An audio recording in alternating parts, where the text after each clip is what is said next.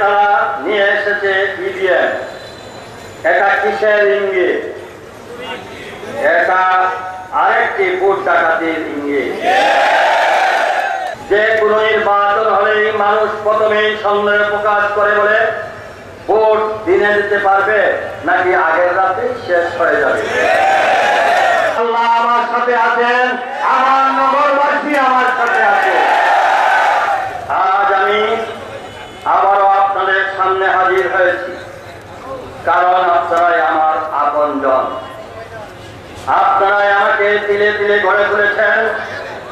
আপনাদের ভালোবাসা আর দোয়ার কারণে আজ আমি এই পর্যন্ত আসতে পেরেছি। আমার প্রতি আপনাদের ভালোবাসা কতটা তীব্র আবেগময় তা গত কয়েকদিনে আমি আরো বেশি উপলব্ধি করেছি। সাবেক প্রধানমন্ত্রী, আমার মাতৃতুল্য পরম শ্রদ্ধাভাজন দেশনেত্রী বেগম খালেদা জিয়ার মনোনয়ন পেয়ে এবং আপনাদের অভূতপূর্ব ভালোবাসা ও দোয়ার কারণে অনেক প্রতিবন্ধকতা ও চ্যালেঞ্জ মোকাবিলা করে আমি 2 মেয়াদে মেয়র হিসাবে আপনাদের খেদমত করার সুযোগ পেয়েছি। সুতরাং আপনাদের দেওয়া আমানত সমুন্নত রেখে আমি আবারও আগামী সিটি নির্বাচনে অংশগ্রহণ করব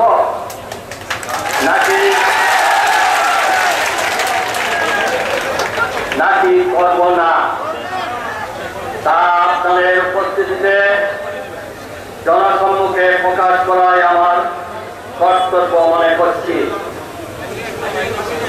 আপনারা যারা অনেক কষ্ট করে আজ এখানে উপস্থিত হয়েছে তাদের প্রতি আমি চিরকৃতজ্ঞ।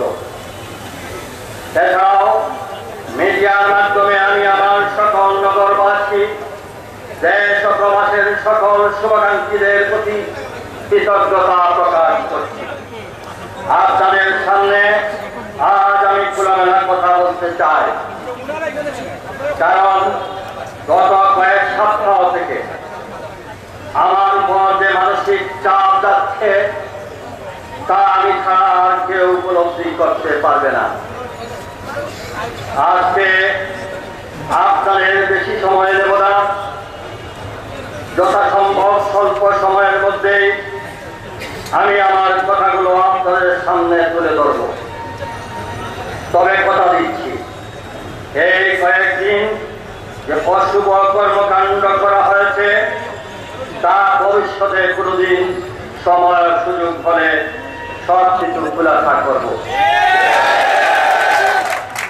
নগরবাসী, এই সিলেট রাজনৈতিক সম্প্রীতি ও পারস্পরিক শ্রদ্ধাবোধের একটি উজ্জ্বল উদাহরণ।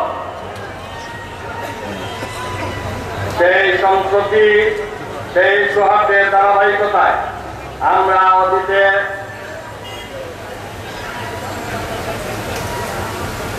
দেখেছি সাবেক অর্থ পরিকল্পনা মন্ত্রী মরহুম এম সাইফুর রহমান, সিলেটের তৎকালীন মেয়র মরহুম বদরুদ্দিন আহমদ কামরানকে অকুণ্ঠ সহযোগিতা করেছেন। একইভাবে আমি দায়িত্ব পালনকালেও সাবেক অর্থমন্ত্রী মরহুম আবুল মাল আব্দুল মুহিত এবং বর্তমান পররাষ্ট্রমন্ত্রী ডক্টর AK আব্দুল মোমেন এমপির আন্তরিক সহযোগিতা পেয়েছি। এমনকি সরকার প্রধান হিসাবে বাংলাদেশের মাননীয় প্রধানমন্ত্রীও প্রকাশ্যে সবাই আমার কাজের প্রশংসা করেছে। এই প্রশংসা আমার নয়, এই অর্জন এই নগরীর নগরবাসী।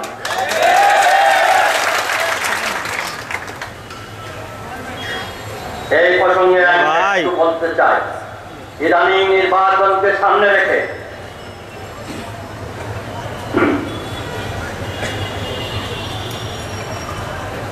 অনেকেই বলেছেন আমি যা বলেছি তা অপরিকল্পিত উন্নয়ন, যা নিতান্তই হাস্যকর। কারণ স্বয়ং প্রধানমন্ত্রী যেখানে কাজের প্রশংসা করেছেন সেখানে তাদের এরকম বক্তব্য একেবারেই মূল্যহীন ও স্ববিরোধী। আরেকটি বিষয় উল্লেখ করা প্রয়োজন, সিলেট সিটি কর্পোরেশনের প্রতিটি উন্নয়ন প্রকল্প বর্তমান ক্ষমতাসীন সরকারের স্থানীয় সরকার মন্ত্রীসহ সংশ্লিষ্ট সকল দপ্তরের অনুমোদনের পর একনেকে অনুমোদিত হয়। শুধু তাই নয়, কর্মসংস্থান চুক্তিতে টানা কয়েকবার সিলেট সিটি কর্পোরেশন কাজের মাধ্যমে প্রথম হওয়ার বিরল সম্মান অর্জন করেছে। এই সম্মানটুকু সিলেটের নগরবাসীর সহযোগিতার কারণে।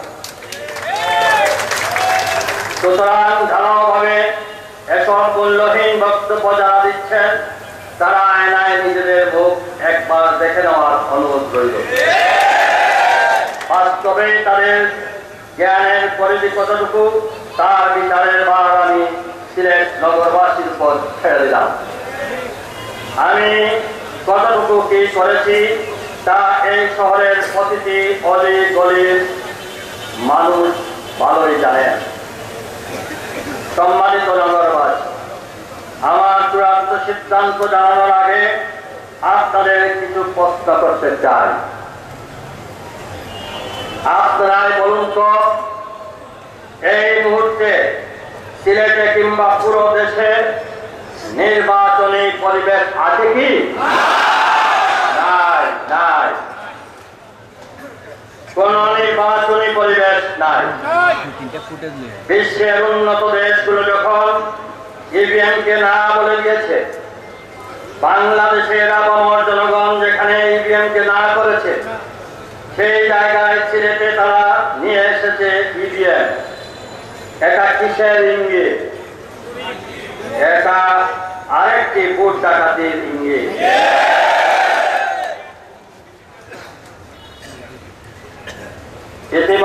ইভিএম দিয়ে ডিজিটাল ডাকাতির কথা বাদ দিলাম।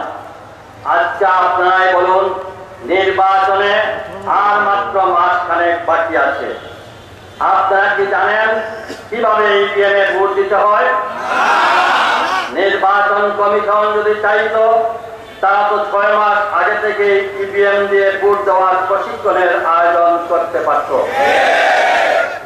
তারা তা করেন, কারণ তারা সুষ্ঠু অনিরপেক্ষ নির্বাচন চায় না। তারা এবার চায় ডিজিটাল কায়দায় ভোট ডাকাতি। নির্বাচন কমিশনকে আমি একটি চ্যালেঞ্জ দিতে চাই, আপনারা নিরপেক্ষভাবে সিলেটের যে কোনো স্থানে ইভিএম এর ভোট নিয়ে মানুষের মধ্যে জরিপ করে দেখুন। দেখবেন 99% মানুষই বলবে তারা ইভিএম চায় না। ইভিএম তারা বুঝে না এবং ইভিএম এর প্রতি তাদের ন্যূনতম আস্থা নেই। এবার ইভিএম বাদ দিয়ে ভোটাধিকার নিয়ে কথা বলি। ভোট নিয়ে মানুষের রাস্তা এবং তলানিতে পৌঁছে গিয়েছে। যে কোনো নির্বাচন হলেই মানুষ প্রথমেই সন্দেহ প্রকাশ করে বলে ভোট দিনে দিতে পারবে নাকি আগের রাতে শেষ হয়ে যাবে। ভোটাধিকার নিয়ে সাধারণ জনগণের মন থেকে আস্থা তো উঠেই গেছে। এমনকি অনেক আওয়ামী লীগ সহ তাদের জোটের নেতাও এখন ভোটের অবস্থা দেখে আড়ালে আড়ালে নিজেরাই লজ্জা পান। প্রিয় নগরবাসী, অতীতের সকল দুঃসময়ে আপনারা আমার পাশে ছিলেন। আমি যখন মিথ্যা মামলায় কারান্তরীণ ছিলাম তখন বন্দিদশায় আমার অন্তর দিয়ে পুরো মাত্রায় বুঝতে পেরেছি দল মত নির্বিশেষে নগরবাসী আমাকে কতটুকু ভালোবাসেন, আমার উপর কতটা আস্থা রেখে মেয়র নির্বাচন করেছিলেন। আমি সেই দিনের কথা বলতে পারি না। আমি দেখেছি আমার নির্বাচন কেন্দ্র থেকে আমার এজেন্টদেরকে ফাইল করে দেওয়া হয়েছিল। আমি দেখেছি একটি নৈরাজ্য সৃষ্টি করা হয়েছিল। এই সিলেটের নগরবাসী সেই ভোট কেন্দ্রের ভোটের ফলাফল নিয়ে সেই যেখান থেকে ঘোষণা করা হয় রিটার্নিং অফিসারের অফিসে, সেদিন মুষলধারে বৃষ্টি থাকা সত্ত্বেও এই সিলেটের নগরবাসী, পুলিশ, বিডিআর অনেক কিছুই সেখানে মোতায়েন ছিল। তা অপেক্ষা করে সিলেটের পুরুষ, মহিলা, আমার তরুণ ভাইয়েরা, তারা সেদিন এই গেট ছাড়া নাই বলে আমি দ্বিতীয়বারের মতো নির্বাচিত হতে পেরেছি। এটা আমার দল কিংবা আমি, এটা কারো আমাদের কৃতিত্ব নয়। আমাদের বিএনপিকে ভালোবেসেন বলে ধানের ছড়াকে যারা বিরোধী করেছিলেন, তারাই সেদিন দল মত নির্বিশেষে গিয়ে তাদের দাবি তারা সেদিন আদায় করেছিলেন। আজকে কিন্তু এই ডিজিটাল কারবারের মধ্যে আমাদেরকে এমন একটা পরিস্থিতি সৃষ্টি করেছেন, আপনারা আমাকে ভোট দিতে চাইলেও আপনাদের ভোট আমাকে দিবেন, ভোট যাবে অতীতের সকল দুঃসময়ে আপনারা আমার পাশে ছিলেন। আমি যখন মিথ্যা মামলায় তারা অন্তরীণ ছিলাম, তখন বন্ধিত হয় আমার অন্তর দিয়ে পুরো মাত্রায় বুঝতে পেরেছি দল মত নির্বিশেষে নগরবাসী আমাকে কতটুকু ভালো, আমার পর কতটা আস্থা রেখে মেয়র নির্বাচন করেছিলেন। আমার মুক্তি অসুস্থতার জন্য আপনারা মসজিদে, মন্দিরে, গির্জা সহ সকল উপাসনালয়ে প্রার্থনা করেছেন, বিবৃতি দিয়েছেন। সব জেনে আমার চোখের পানি আটকাতে পারি। আমি কেঁদেছি, আল্লাহ দরবারে শুকরিয়া আদায় করেছি, প্রতিজ্ঞা করেছিলাম যদি আবার আপনাদের মাঝে ফিরে আসি তাহলে এই নগর এবং মানুষের কল্যাণে আমার জীবন উৎসর্গ করব। আর তাই জেল থেকে বের হওয়ার পর আমি অতীতের সকল ষড়যন্ত্র আর অভিশাপকে ভুলে গিয়ে শুধুমাত্র নগরবাসীর উন্নয়নে নিজেকে সঁপে দিয়েছিলাম। রাত দিন কাজ করার চেষ্টা করি, কতটুকু সফল হতে পেরেছি জানি না, কিন্তু গত কয়েকদিন আসন্ন সিলেট সিটি কর্পোরেশন নির্বাচনে আমার অংশগ্রহণ নিয়ে প্রতিদিন দেশ ও বিদেশের অগণিত শুভাকাঙ্ক্ষীদের একের পর এক বার্তা আমার সুস্থ জীবনের বড় প্রাপ্তি। এই কয়েকদিনে আমি যেদিকে গিয়েছি সেদিকে সব বয়সী মানুষ আমার সামনে এসে তাদের মনের আকুতি তুলে ধরেছে। এখানে উল্লেখ করতে চাই, আজকে আমার ভিতর থেকে কান্না আসছে। এই জন্য আমি অনেক মা বোনরা যারা আজকের সবাই উপস্থিত হতে পারেননি, তারা আমার বাসায় গিয়েছিলেন। অনেক বৃদ্ধ মায়েরা আমার হাতে করেছেন, বাবারে আমাদেরকে দিন করে দিও না। আমাদের অনেক মা বোনরা বলেছেন, আমার অনেক কলেজের বোনরা বলেছেন, অনেক বয়োজ্যেষ্ঠ মুরব্বীরা বলেছেন। এখানে আমি বাজার থেকে আসার পথে অনেক আমার কীর্তিতুল্য অনেক মুরব্বীরা আমাকে বলেছেন যে আমাদেরকে নিরুৎসাহিত করেন। আমি আল্লাহর কাছে বলেছিলাম, আল্লাহ তুমি আমাকে সঠিক পথ দেখাও, সঠিক সিদ্ধান্ত দিতে আমাকে সহযোগিতা করো। তাই হয়তো অনেককেই আমি সব বয়সী মানুষের সামনে এসে তাদের মনে আকুতি করে, হয়তো অনেককেই আমি ভালো করে চিনি না, জানি না, এরকম পরিচিত মানুষও আমাকে এসে আপন জনের মতো এসে জড়িয়ে ধরেছেন। আগামী নির্বাচনে আমার অংশগ্রহণ নিয়ে তাদের জোরালো আবদার করেছেন, যা আমার মনে অন্যরকম এক অনুভূতির জন্ম দিয়েছে।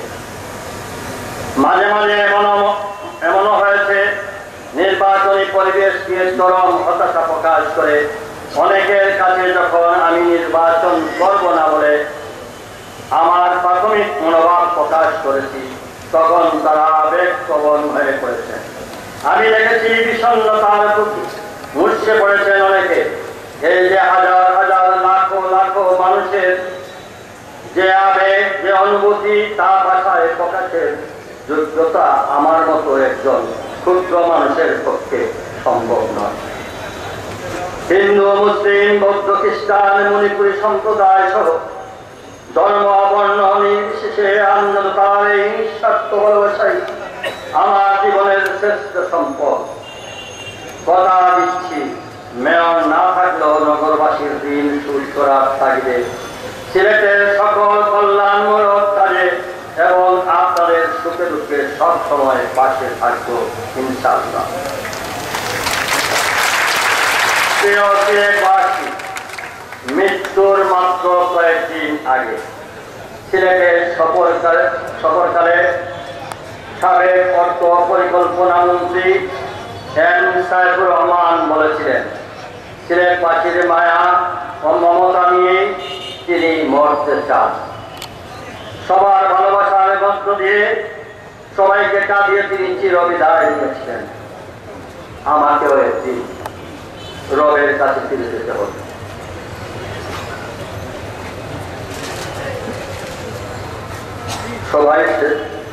সবাই শুধু দোয়া করবেন আমিও যেন সিলেটবাসীর মায়া ও মমতা নিয়ে চিরবিদায় নিতে পারি।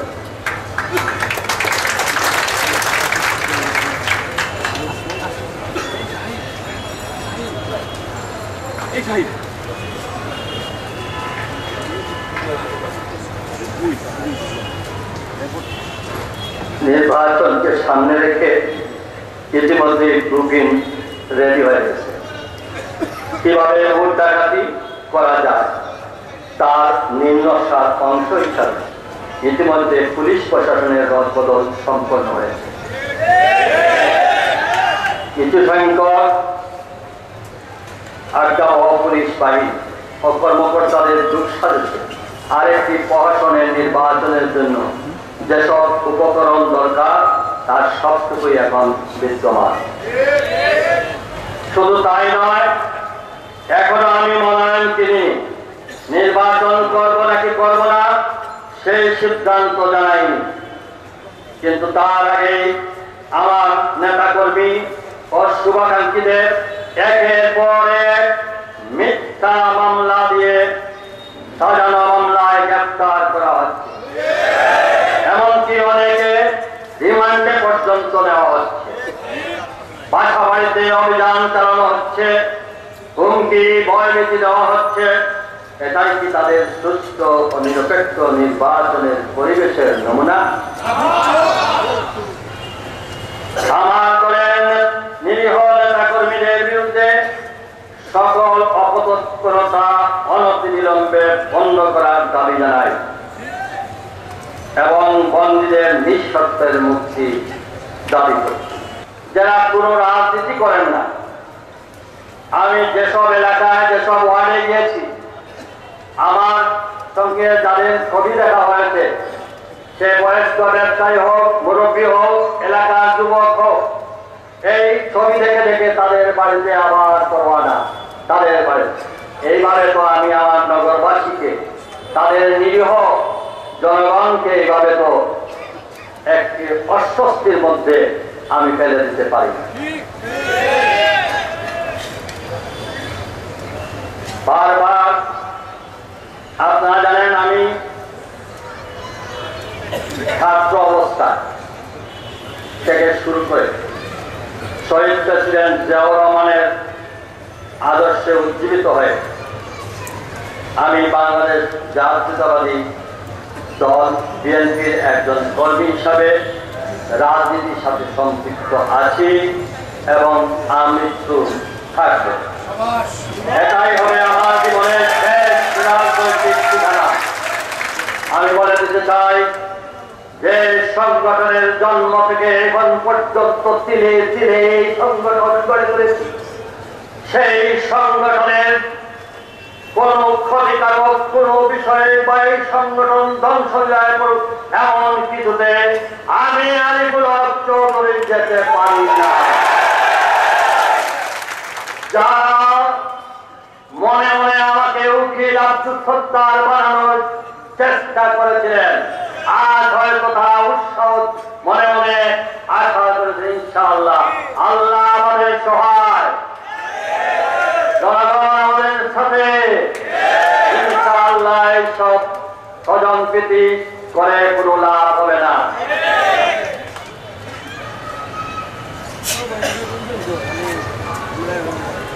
বারবার নির্বাচিত সাবেক প্রধানমন্ত্রী আকস্মিক দেশ নেত্রী বেগম খালেদা জিয়া, বিএনপি ভারপ্রাপ্ত চেয়ারম্যান দেশ নায়ক তারেক রহমানের নেতৃত্বে বিএনপি আপনাদের গণতান্ত্রিক অধিকার ভোটাধিকার ফিরিয়ে আনার দাবিতে আন্দোলন চালিয়ে যাচ্ছে।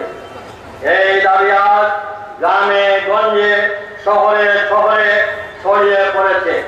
এই দাবি আজ জনতার দাবিতে রূপ নিয়েছে। প্রিয় নগরবাসী, আমি জানি অতীতে যেভাবে দুইবার আপনারা আমাকে নির্বাচিত করেছেন, এবারও আমার কাজে মূল্যায়ন করে আমাকে ভোট দিতে দলে দলে আপনারা ভোট কেন্দ্রে যাবেন। কিন্তু একবার ভেবে দেখুন তো, আপনাদের দেওয়া ভোট কি যথাযথভাবে কাউন্ট হবে? আপনারা দিবেন এক মার্কায়, কিন্তু ভোট চলে যাবে অন্য জায়গায়। অর্থাৎ আপনাদের দেওয়া ভোট, আপনাদের দেওয়া রায় অন্ধকারে হারিয়ে যাবে। বিএনপি আমার রক্তে রন্ধে অস্থি মজ্জায়, আমি আপনাদের আরিফ বিএনপির আরিফ অন্ধকারে বইনে ফেলতে পারি না দেশবাসী। কষ্ট নয়, এই নির্বাচন হবে প্রহসনের নির্বাচন। সুতরাং এই প্রহসনের নির্বাচনে অংশ নেওয়ার কোন প্রশ্নই উঠে না। তাই আমার দলীয় এই সিদ্ধান্তের সাথে আমি সম্পূর্ণ একমত। সম্মানিত নগরবাসী, যাদের পরামর্শে আমি অক্ষরে পালন করার চেষ্টা করি, আমার মাতৃতুল্য পরম শ্রদ্ধাভাজন দেশ নেত্রী বেগম খালেদা জিয়া এবং আগামী রাষ্ট্রনায়ক বিএনপির ভারপ্রাপ্ত চেয়ারম্যান দেশ নায়ক তারেক রহমানের সিদ্ধান্ত মোতাবেক এবং আমার মা জননী এবং আমার মুর্শিদ এবং আপনারা জানেন গত দুদিন আগে কাজবাড়ি হুজুর ইন্তেকাল করেছেন। এই ইন্তেকালের দিন ফজরের নামাজের পরে আমার বাসায় গিয়েছিলেন। এটাই ছিল আমার সঙ্গে তার শেষ দেখা। তিনি আমাকে বলেছেন, আমি একজন অদম হিসাবে আপনাকে বলছি, আপনার প্রতি দোয়া রইল, আমার দিন টানে না আপনি এখান থেকে নির্বাচনে অংশগ্রহণ এটা করবেন না, এটা উনার আসুন। আমি আমার সেই আলিম উলামা, আমার সেই মুর্শিদের কথা, আমার মায়ের কথা, আমার নেত্রী দেশ নেত্রী বেগম খালেদা জিয়ার কথা, আমার নেতা জনাব তারেক রহমানের কথা আমি ছিল দায়িত্ব। আপনারা জানেন, প্রথমে আমার মা, যে মা আমাকে পেটে ধারণ করেছেন, সেই 94 বছরের আমার বৃদ্ধ মা বারবার সে আমার কাছে অন্যবার বলছেন, তুমি নির্বাচনে যাও, আমি তোমার সাথে আছি। আর এবার উনি বারবার এসে আমার কাছে, বাবা তুমি নির্বাচন দিও না। তাহলে আমি আপনাদের সন্তান, আপনাদের ভাই, আপনাদের ছেলে হিসাবে আমি আপনাদের কাছে ক্ষমা চেয়ে, আপনারা আমাকে ক্ষমা করে দিন। ইনশাআল্লাহ মেয়র থাকলে যে কাজ করতে পারবো, মেয়র না থাকলেও ইনশাআল্লাহ এই নগরের সব আন্দোলনে আমি তাই আপনাদের ভোটাধিকার আদায় তথা গণতন্ত্র দেশকে রক্ষার স্বার্থে দলের ভারপ্রাপ্ত চেয়ারম্যান আগামী রাষ্ট্রনায়ক দেশ নায়ক তারেক রহমানের পরামর্শে দলের সিদ্ধান্তের প্রতি সম্পূর্ণ একমত পোষণ করে দলের প্রতিষ্ঠা লগ্ন থেকে একজন নিবেদিত প্রাণ কর্মী হিসাবে এই প্রহসনের নির্বাচন থেকে আমি সরে দাঁড়ালাম। একই সাথে আমি মহানগরে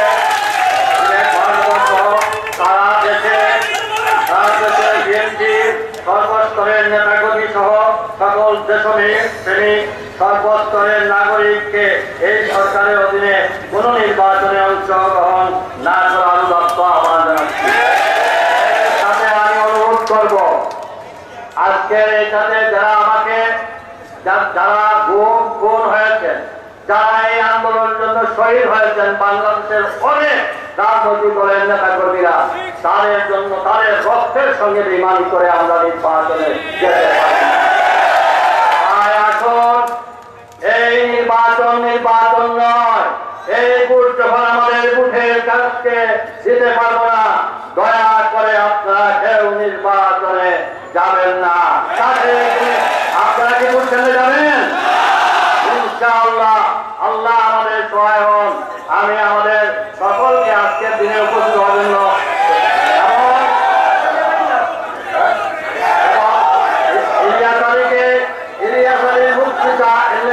অনুসন্ধান চাই আমরা। এবং আমি আপনাদের কাছে আরেকটি কথা বলতে চাই, মিডিয়ার ভাইরা আপনারা সবাই সাক্ষী থাকেন এই নগরবাসীর কাছে। আমি জানি আমার উপর হয়তো ষড়যন্ত্র চক্রান্ত হতে পারে। আরিফুল হক আল্লাহ ছাড়া কাউকে ভয় করে না, কাজেই এই ভয় ভীতি দেখানোর কোন সুযোগ নেই। ওনারা আমার নিরাপত্তা প্রত্যাহার করে নিয়েছেন, তাতে কোনো লাভ নেই। আমার আল্লাহ আমার সাথে আছেন, আমার নগরবাসী আমার সাথে আছে। আল্লাহ হাফেজ। বাংলাদেশ জিন্দাবাদ।